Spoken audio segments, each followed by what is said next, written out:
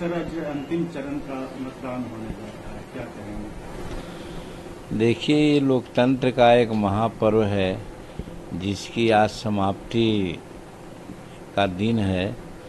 और मैं समझता हूँ कि अभी तक जो बिहार में और इवन समस्त भारत में शांतिपूर्ण ढंग से अभी तक चुनाव हुआ है, तो इसके लिए इलेक्शन कमीशन को भी हम लोग धन्यवाद देते हैं, प्रशासन को धन्यवाद देते हैं, और बिहार की जनता और भारत की जनता जो आम मतदाता हैं उनको भी धन्यवाद देते हैं कि इस जमहूरियत के पर्व को ठीक ढंग से उन्होंने यूटिलाइज किया और प्रजातंत्र में उनका जो विश्वास है उत्तरोत्तर बढ़ता जा रहा है। एक अच्छा साइन है, यही मैं उसको मानता हूँ।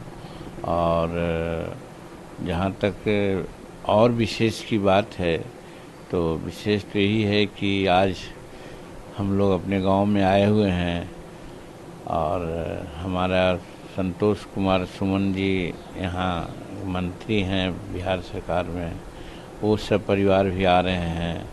हमारे एक परिवार और गया में भी रहते हैं, वो भी आ रहे हैं।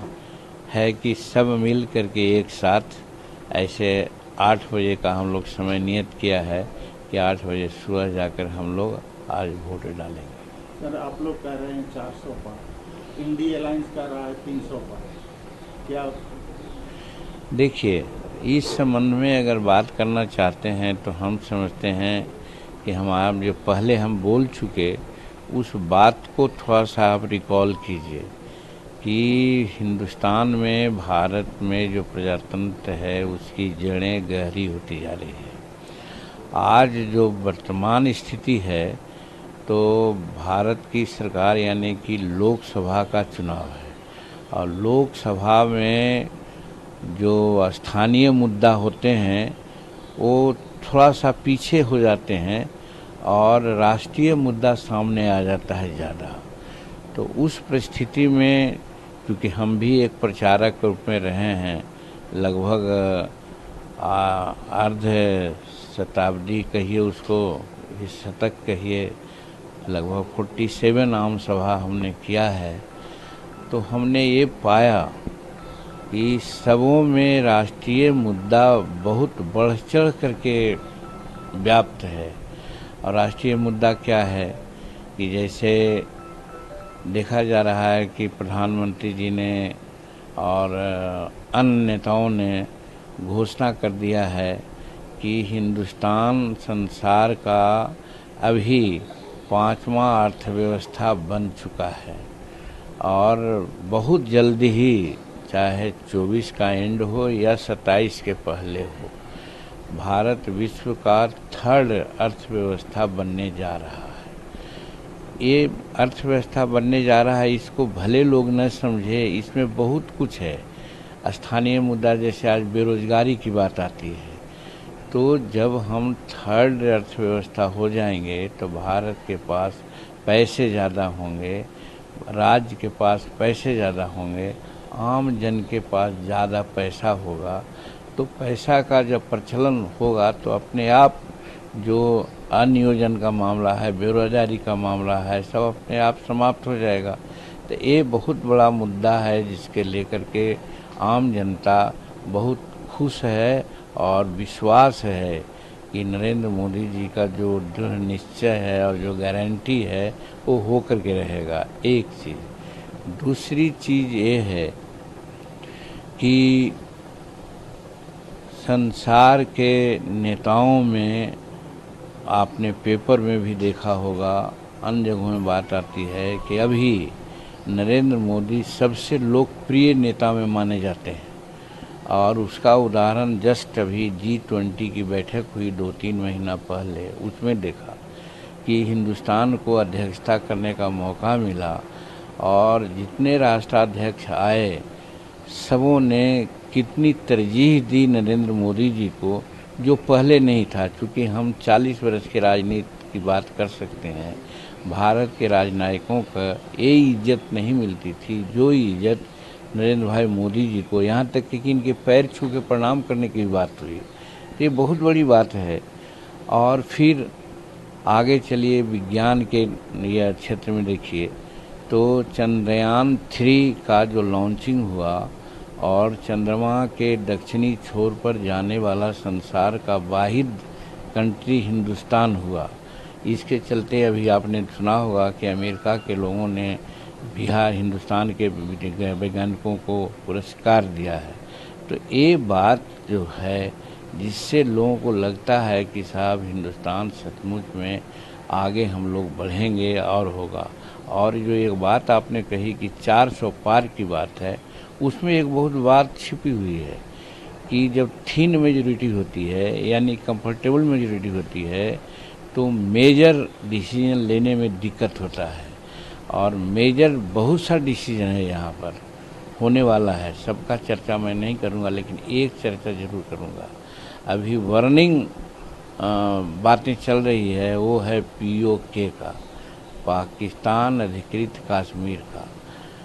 ये जो पूर्ववर्ती सरकारों की गलती के चलते, चाहे पाकिस्तान बनने का मामला हो, बांग्लादेश बनने का मामला हो, या फिर युद्ध जारी था 2-4-5 घंटा, अगर हमारे सेना को मौका मिलता तो आज POK शब्द नहीं होता, वो कश्मीर पूरा होता। ई कसक हमारे वर्तमान NDA के नेताओं में है और ई कसक को ये लोग दूर कर लेना चाहते हैं। जो समय समय पर गृह मंत्री अमित शाह जी की बातें आपने सुनी होगी, जिसमें साफ उन्होंने कहा कि इस बार जो भी होगा हम लोग पाक अधिकृत कश्मीर को ले लेंगे। तो ये सारे ऐसे नेशनल मुद्दा है जिसको भारत की जनता बहुत कस कर करके इंटरेस्टेड हुई है और रोक रही है। और इसके चलते हर बात छोड़ कर करके, कुछ दुश्वारियां हैं दिखते हैं, उसको दरकिनार करके सब NDA के पक्ष में वोट दे रहे हैं। कैंडिडेट कैसा भी रहे, स्थानीय मुद्दा में हम लोग सुन रहे हैं कैंडिडेट को कहीं कहीं सहना पड़ता है कुछ विपरीत परिस्थिति, लेकिन उसके बावजूद भी लोग वोट NDA के पक्ष में कर रहे हैं। तो हम समझते हैं ये लास्ट है, शायद समस्त भारत में 57 कंस्टिट्यूंसीज का चुनाव है, जिसमें बिहार में 8 है, जिसमें आज हम लोग जहानाबाद में भी हैं।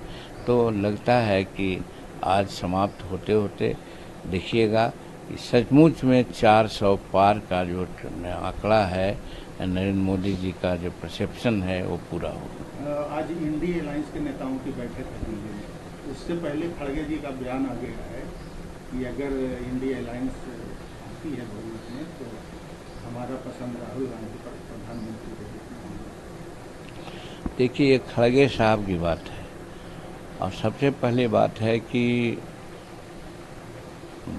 कई पार्टियों का वो जंक्शन है यानी गठबंधन है। जब चुनाव के पहले सर्वसम्मति नहीं बन सकी तो चुनाव के बाद बनने की बात कैसे आप कहिएगा कि जब बंगाल के ममता उस बैठक में नहीं जा रही हैं, इस प्रकार के और कुछ नेता नहीं जा रहे हैं, तो कांग्रेस अपना नेता जिसको चुने तो कांग्रेस का नेता को ही सब लोग नेता मान लेंगे, सो बात नहीं है। ये पहली बात हुई। दूसरी बात है कि जहाँ तक भारत का प्रधानमंत्री का सवाल है, वो तो किसी भी परिस्थिति में ND के लोगों को सोचने की बातें नहीं है। हर हालत में फिक्स है, 100% नहीं 1000% कि नरेंद्र मोदी ही भारत के प्रधानमंत्री होंगे 2024 में तीसरी बार। इसलिए वो किसको सोचते हैं, किसको करते हैं, वो उन लोगों की बात है। लेकिन उन लोगों में एका न पहले रहने की बात हुई है। और नीतीश जी तो सबसे बड़े चैंपियन थे, यही कि नीतीश जी आज कहाँ हैं। उसी प्रकार से फिर ममता जी छटक गई हैं, फिर और लोग छटक रहे हैं। तो कहने का मतलब है कि पक्ष प्रथम ग्रासे मक्षी का पातक की बात आती है तो उन लोग दिखा चुके हैं। इसलिए उसके बारे में मैं सोचता हूँ कि वो उनकी अपनी बात है, वो जिसको नेता चुने ये करें। लेकिन जहाँ तक प्रधानमंत्री का सवाल है, देश के नेतृत्व का सवाल है, वो एक तरह से फिक्स है कि नरेंद्र मोदी जी ही होंगे।